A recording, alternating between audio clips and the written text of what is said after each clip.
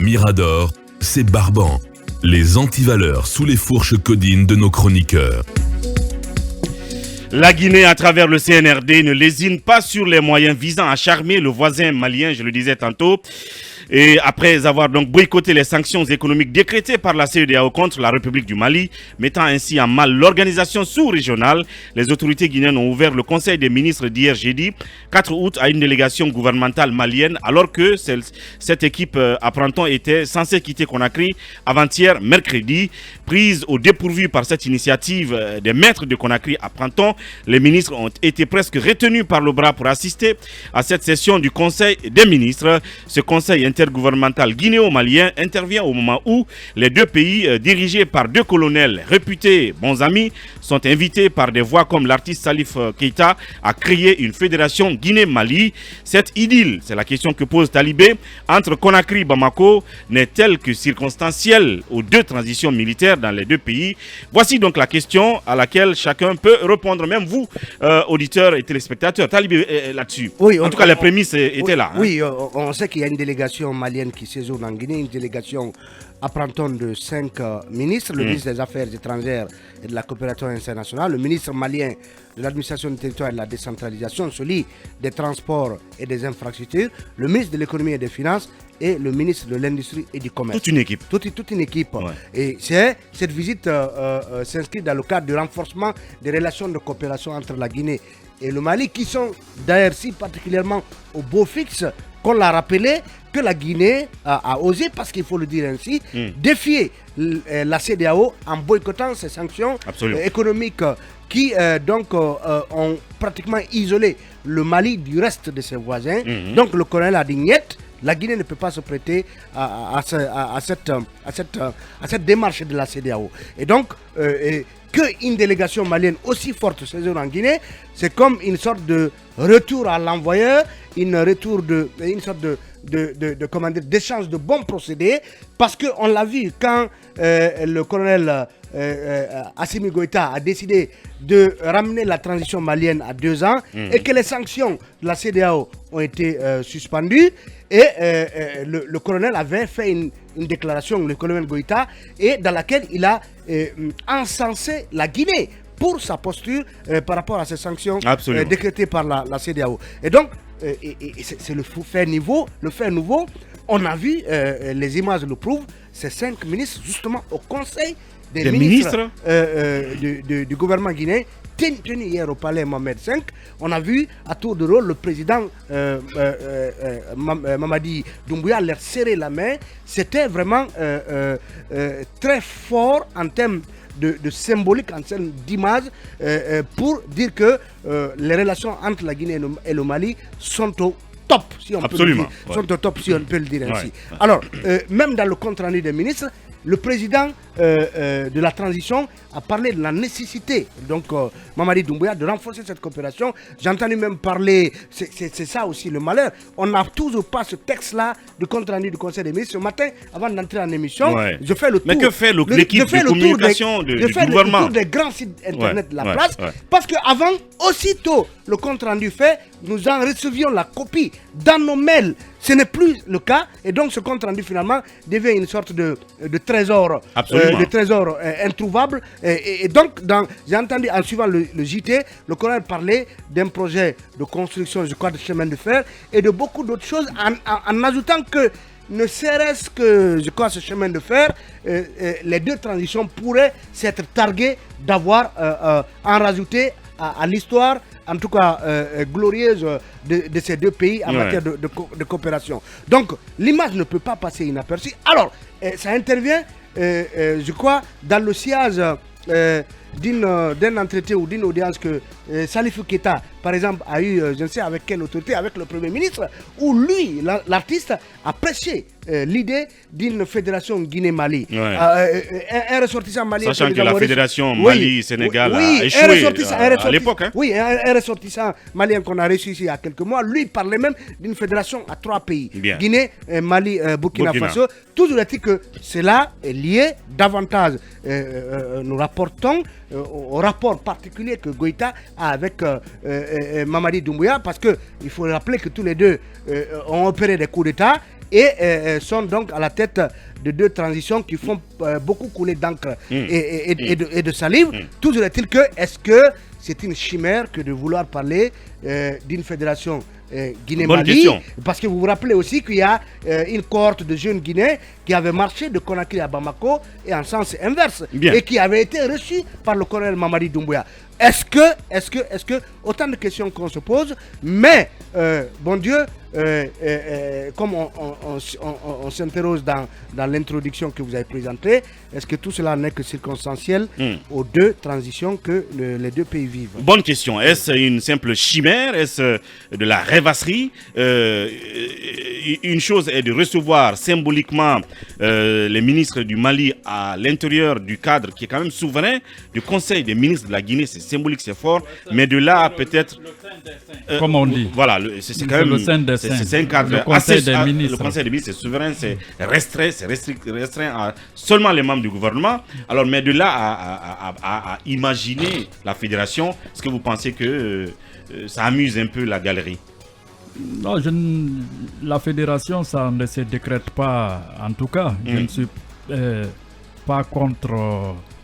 Par contre, disons que la coopération bilatérale entre le Mali et la Guinée se renforce davantage, puisque ce sont 2 pays frères. On retrouve quasiment les mêmes communautés de part et d'autre. De part et d'autre. Le Mandingue, vous savez que même le Sosobala qui est du côté des Sigiri, à la limite, le Mandingue, ça s'étend jusqu'au Burkina Faso. Vous connaissez un peu l'histoire du Ouagadougou-Bida, je ne vais pas revenir sur ça. Déjà, il faut rappeler que la CEDEAO représente une institution qui est en marche. Ne confondez pas le Mandingue et l'Empire du Ghana? Mais il y a un chevauchement. Donc maintenant, je disais que la CEDEAO en elle-même marche vers cette question de fédéralisation un peu des États. Parce qu'il y a la question de la monnaie commune, tout ça qui est en marche. C'est vrai qu'on n'en parle pas beaucoup. Mais de là à dire que... Ça a pratiquement échoué. L'échec, c'est à relativiser aussi à ces niveaux. Bien. Donc, de là à dire que ces jeunes, c'est-à-dire celles guinéennes et maliennes vont nous précipiter dans ce que j'appellerais un saut dans l'inconnu des sitôt, je ne pense pas que ça puisse réussir parce que ça ne se décrète pas. Il faudra que les citoyens s'expriment. Absolument. Voilà. Donc, mais c'est bien que la coopération se renforce, qu'il y ait des infrastructures communes, tout ça. On les salue, mais il faut sortir de l'utopie. Bien. Vous avez rappelé un peu l'échec de la fédération Mali-Sénégal qui n'avait duré que de 59 à 60. Et l'Union Guinée-Ghana. Finalement, l'Union Guinée-Ghana, tout ça parce qu'il y avait quand même des visionnaires comme Nkwame Nkrumah, Modibo, et tout ceci. Mais on a vu finalement que c'est la bourgeoisie comprador qui a pris les peuples africains en otage. Bien. Les gens, ils ont pillé, ils se sont enrichis, comme en Guinée, on a tué. Donc, ce fut un échec. Ouais. Alors, c'était quand même fort, comme signe, comme symbole. À Kumba, on peut dire que l'autre aspect de vouloir aller vers la fédération est utopique, mais de les recevoir en conseil des ministres guinéo-maliens, c'est fort comme signal. Il y a peut-être une sorte d'implicite derrière, en termes de message. On peut bien considérer que nous sommes pratiquement de la même famille. Ouais. Le Mali, la Guinée. Je pense que c'est tout à fait normal de rêver. L'Union européenne est partie de 2 pays, mais il a fallu qu'il y ait un motif économique pour que ces 2 pays s'unissent et que par après, ils drainent d'autres pays. Mais vous avez vu aujourd'hui, puisque un seul boubou d'une seule mesure a été cousu pour l'ensemble des prétendants, donc je parle des pays de l'Union européenne, l'éclatement commence. Le Royaume-Uni s'en est allé et probablement c'est aussi la guerre. Ça peut aussi justifier la guerre contre l'Ukraine, l'évasion de la Russie, l'évasion de l'Ukraine par la Russie. Bien.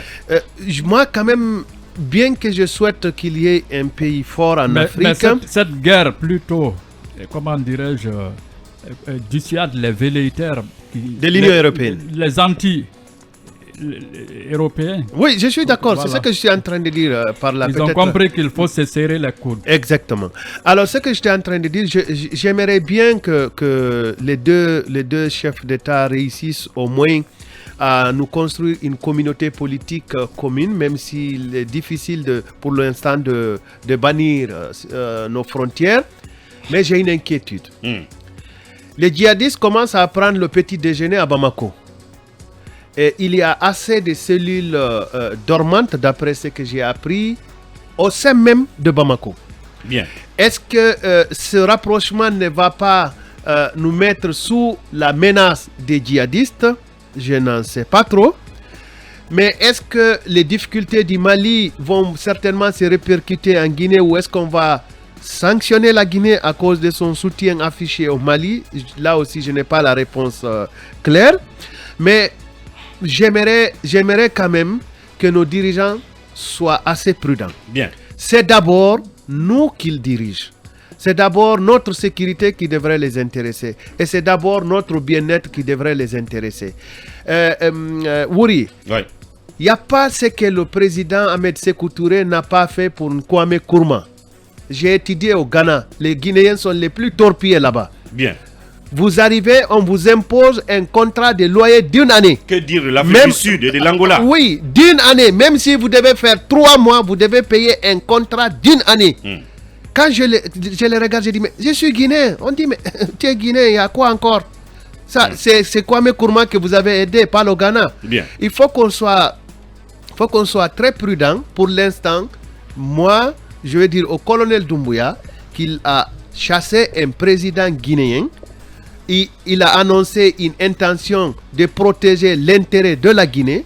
Et le serment qu'il fait prêter aux uns et aux autres, en tout cas qui ont la confiance d'avoir un décret, c'est d'être fidèle aux intérêts de la Guinée. Bien. Je pense que lui-même, il doit en être fidèle et réfléchir sur tout ce qui peut déstabiliser la Guinée, sur tout ce qui peut jouer contre les intérêts de la Guinée. Mais je ne vous encourage pas à aller avec la France aussi. Bien. Oui, cabinet, sur cette actualité. À rappeler que, selon les informations que nous avons, ce vendredi matin même, on nous apprend, le colonel Mamadi Doumbouya a dépêché à Bamako, donc au Mali, une forte délégation de 12 membres, dont 2 ministres, le colonel Amara Kamara et Moussa Sissé du budget. Voilà. Et je pense que... Quand j'ai vu ça hier à la télé, je me suis posé véritablement la question de savoir pourquoi. Est-ce que nous sommes déjà dans une organisation fédérale qui réunit donc la Guinée et le Mali pour que les ministres maliens viennent assister à un conseil des ministres? Parce que le plus souvent, quand il y a des situations comme ça où vous avez des ministres de plusieurs pays qui se réunissent, c'est dans le cadre des organisations. Ouais. Quand on regarde un peu le conseil des ministres, le conseil des ministres est dédié aux ministres, spécialement aux ministres en fait du pays. Je ne vois pas pourquoi on va inviter des ministres maliens. Quand on parle de souveraineté, c'est un des attributs, c'est un cadre. Absolument. Le conseil des ministres est très régalien. Moi, j'aurais pu comprendre que cela soit dans un cadre peut-être qui soit comme justement un banquet ou non, même pas ça. C'est-à-dire que si la Guinée et le Mali créent une organisation, des commissions de travail, ouais. On peut bien comprendre. Mais le Conseil des ministres, de mon point de vue, n'est pas un cadre dédié à cet effet. Ouais. Donc pour moi, ça reste en réalité. Ça reste dans le populisme. Une opération de dans la démagogie. Oui, une opération de persuasion, ouais. Mais surtout une sorte de perte de temps, parce que moi, je trouve qu'aujourd'hui, l'essentiel du travail qu'il faille faire, c'est de faire en sorte que le pays apaise, que les gens se retrouvent autour de la table du dialogue. Je ne comprends pas pourquoi pendant près d'une année, on ne s'est pas consacré au projet régalien et politique de la transition. On est dans la persuasion, on est dans la communication à tous azimuts. Ça ne résout pas en réalité le problème. Je pense que tout ceci-là se rapporte en réalité à une forme de mimétisme qui ne dit pas son nom. Moi, je ne pense pas que les 2 colonels voudraient nous amener dans une fédération. Encore que ceci, en principe, doit être sanctionné par l'aval de l'Assemblée dans une moindre mesure et dans une large mesure par un référendum. Je ne pense pas que ce travail-là leur est dédié, puisqu'en réalité, mon point de vue, ceci devait revenir à un gouvernement légalement et légitimement constitué. Ce sont des doux rêveurs, comme on dit. Oui, Emmanuel, là-dessus. Moi, je pense que la question peut-être de la présence de ministres maliens au Conseil des ministres guinéens, évidemment, ça peut amener à se poser beaucoup de questions, mais peut-être aussi que c'était un conseil spécial qui devait tabler sur une question spéciale. On ne sait pas, on ne connaît pas trop les détails des sources qui a été dit entre les 4 murs de Mohamed V. Mais n'oubliez pas aussi que entre la Guinée et le Mali, c'est quand même, depuis que ces transitions ont démarré, en tout cas depuis que la transition guinéenne a démarré, le Mali n'a trouvé le confort qu'en Guinée, en réalité. Parce que, évidemment, il avait déjà des problèmes avec la CEDEAO, jusqu'à ce que la Guinée entame sa transition et que la brèche donc, lui soit ouverte, que la Guinée lui offre un trou d'air par lequel il pouvait respirer quand il a été asphyxié par la CEDEAO. Donc aujourd'hui il y a cet effort justement de renforcement, mais surtout de relations économiques que moi je vois. Ce partenariat économique qui se développe, le port autonome de Conakry qui est en train de se transformer justement pour prendre en compte la demande malienne, la route nationale numéro 1 qu'on continue de suivre de près et que les Maliens d'ailleurs aussi regardent avec beaucoup d'attention, le chemin de fer qui est annoncé pour relier Conakry à Bamako. Donc moi je vois tout cela dans un ensemble aujourd'hui de coopération économique qui vise justement à permettre au Mali de prévenir ce qui lui est arrivé récemment avec la CEDEAO. Parce que si le Mali par exemple commerce essentiellement avec le Sénégal, c'est parce que avec le Sénégal, il y a une bonne route qui les relie. Mais normalement, du point de vue stratégique, le Mali a plus d'intérêt commercial à venir vers Conakry qu'aller vers Bamako, Dakar, parce que même la distance déjà qui sépare les 3 capitales, le Bamako-Dakar, c'est plus distant que Bamako-Conakry. Donc, déjà, une junte qui a monté une volonté d'étendre la perche quand le Mali était en train de s'enfoncer, ça a été un signal. Et maintenant, je ne vois pas trop le Mali, après donc avoir surmonté cette pente, se tourner le dos à la Guinée pour reprendre donc son chemin. De là se laisser distraire par des illuminations du genre fédération et autres, c'est une perte de temps comme cela relève de la distraction, parce que il faut le dire, c'est bien de le rappeler, la fédération du Mali a éclaté, elle n'a pas pris plus d'1 an de vie. Avec le Sénégal. Il faut surtout dire que les questions de ce genre relèvent de la souveraineté exclusive des deux peuples. Du peuple. Exclusive. Oui, Mohamed Kaba, un petit mot là-dessus quand même. Non, mais comme vous avez dit tantôt, c'est de la pure diversion.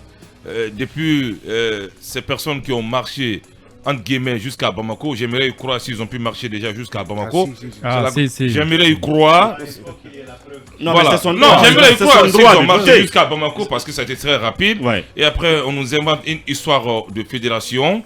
Je crois que c'est de la poudre aux yeux. On n'a pas besoin de cela, comme l'a dit Kabine tantôt. Inviter des ministres étrangers d'un autre pays au Conseil des ministres, je crois qu'ils sont allés très loin cette fois-ci, parce que le droit de réserve n'a pas été respecté, le secret qui régit le Conseil des ministres n'a pas été respecté. L'idée qui sous-entend cette fédération, c'est... Faut pas qu'on se leurre, parce que les réalités diffèrent. Aujourd'hui, la Guinée tient la CEDEAO, mais la CEDEAO tient le Mali. Ce ne sont pas les mêmes réalités. Donc, si Goïta veut prendre des coups chez Doumbouya a son petit secret que Goïta n'en a pas. Bien, merci Mohamed Kaba. Et vous le savez, nous sommes arrivés à la 2e pause, mais en attendant, nous reviendrons sur ce sujet. Quand Ambalo dit qu'ils se sont entendus sur la durée de la transition guinéenne sur 24 mois, Mamadi Doumbouya dit le contraire. Qui des deux a donc raison? Là-dessus, nous reviendrons dans la 3e partie de Mirador.